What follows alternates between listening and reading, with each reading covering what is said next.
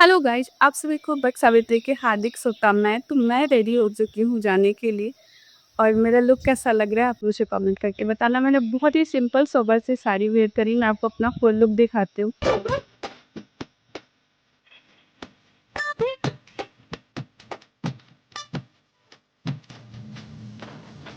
Guys, तो ये है मेरा आज का फाइनल लुक। कैसी लग रही हूँ मैं कमेंट करके बताना, ठीक है। मैंने रेड साड़ी वेयर करी है। साड़ी बहुत ही सिंपल सी है क्योंकि बहुत गर्मी है, तो मैंने सोचा कुछ सिंपल रखते हैं, सिंपल सोबर सा। तो मेरा लुक कैसा लग रहा है आज का मुझे कमेंट करके बताना, ठीक है। अब मैं चल रही हूँ पूजा करने के लिए, आपको वहाँ का भी ब्लॉग दिखाऊंगी। फिलहाल अब हम लोग घर से निकलने वाले हैं। तो गाइज अभी हम लोग जा रहे हैं मंदिर, और मंदिर जाने से पहले हम लोग रेडी हो चुके हैं। और देखिए इधर लवली का सामान और इधर झोला में भी कुछ सामान है। तो चलिए हम लोग अभी मंदिर चलते हैं। पटना में लवली इस बार पहले ही बार कर रही है, तो अभी हम लोग मंदिर जाने वाले हैं। तो इससे पहले पिछले साल तो मम्मी के साथ की थी, घर पे की थी, लेकिन इस बार पटना में है और यहाँ अभी अकेले हैं। और मुझे पता था कि 8:52 से ही मुहूर्त है, लेकिन यहाँ पे हर लोग बोल रहे हैं ये 11:51 के बाद ही मुहूर्त है। तो हमने भी सोचा कि मुहूर्त में ही पूजा करें, सब लोग जो बोल रहे हैं वही कर लेते हैं।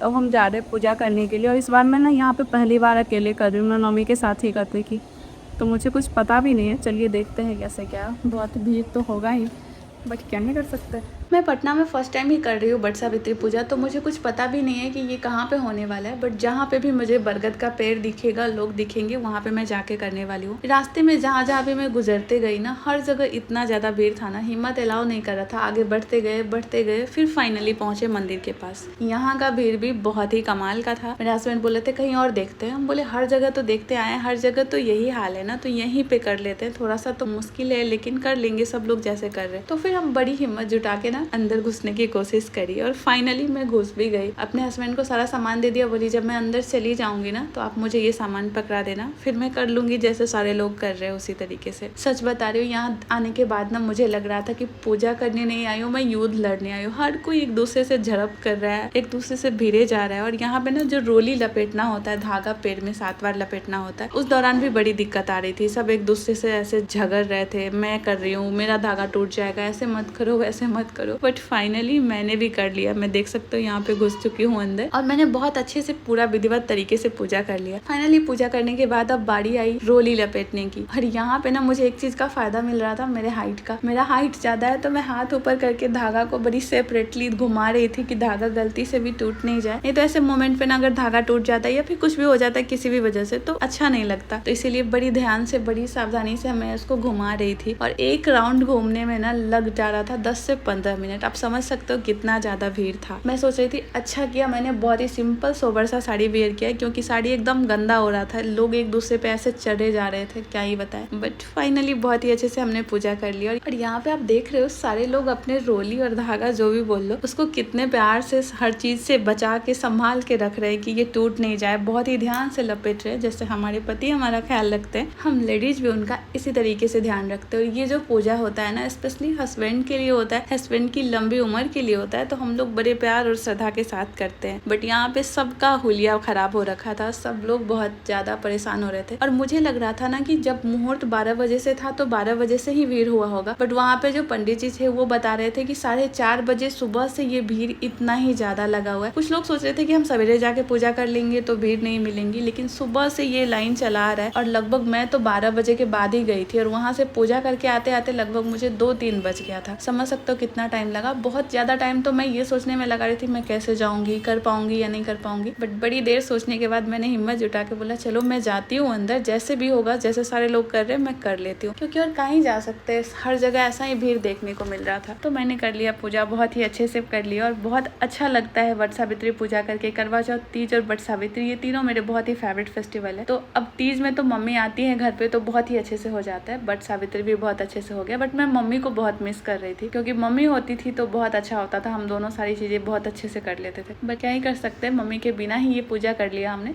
हो गया अच्छे से।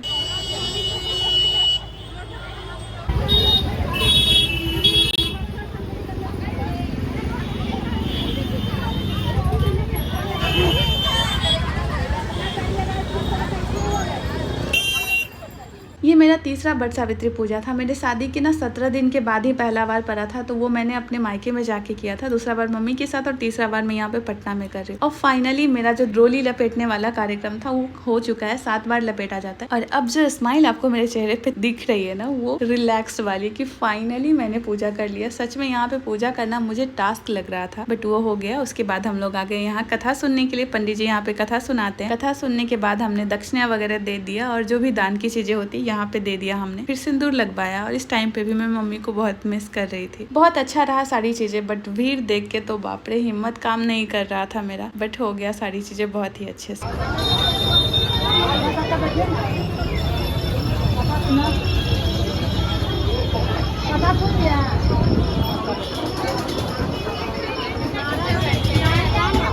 फाइनली हम पूजा कर लिए और यहाँ पे पूजा करना जंग जिससे करता है, हमने जंग जीती है। रास्ते में देख सकते हो जितने भी बट वृक्ष दिख रहे हैं ना, सारे बहुत ही ज़्यादा भरे हुए, बहुत ज़्यादा भीड़ है हर जगह पे। बट फाइनली हम पूजा करके घर आ गए हैं। गाइस तो बाहर से हम पूजा करके आ चुके हैं। हम घर में होने वाले हैं, हम करेंगे पतिदेव की पूजा। और यहाँ पे हमने कर दिया अपने पतिदेव की पूजा स्टार्ट। और यहाँ पे मेरे हस्बैंड बोल रहे थे कि बाकी दिन तो एक बात नहीं सुनती और आज पूजा कर रही है, क्या ही बात है। इनको हजम नहीं हो रहा था इतना सारा पूजा पाठ।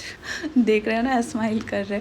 पाँव धोना होता है, बहुत सारे लोग को तो मैं रील्स में देखती हूँ पाँव धो के पीती है। भाई मेरे यहाँ ऐसा नहीं होता, बस पाँव धोना होता है, रोली बांधना होता है और उसके बाद टीका लगाया जाता है, फल वगैरह दिया जाता है। आप लोग इस तरीके से मनाते हैं वट सावित्री पूजा, वो मुझे कमेंट करके बताना, ठीक है। हर जगह लगभग सेम ही होता है सारा तरीका, बट कुछ चीजें अलग अलग होती है थोड़ा बहुत। तो यहाँ पे मैंने पैर धोया, रोली बांधी और उसके बाद चंदन लगा के फल दे दिया और इनका आशीर्वाद ले लिया। साथ में बेना तो जरूर से करना होता है, पंखा बेना जो भी बोलते हो आप, वो सारी चीजें जरूर से करनी होती है। गाइस तो यहाँ पे तो पूजा पाठ हो गई है। अब मुझे ये जानना है कि आप लोग मेरे ब्लॉग कहाँ से देखते हो और आपको मेरे ब्लॉग कैसे लगते हैं, तो प्लीज कमेंट करके हमें जरूर बताना कि आपको मेरे ब्लॉग कैसे लगते हैं, ठीक है। गाइस तो हम मंदिर से पूजा करके आ चुके हैं। मंदिर में आज इतना भीड़ था, इतना ज्यादा भीड़ था कि लग रहा था पूजा करने नहीं जंग लड़ने आए।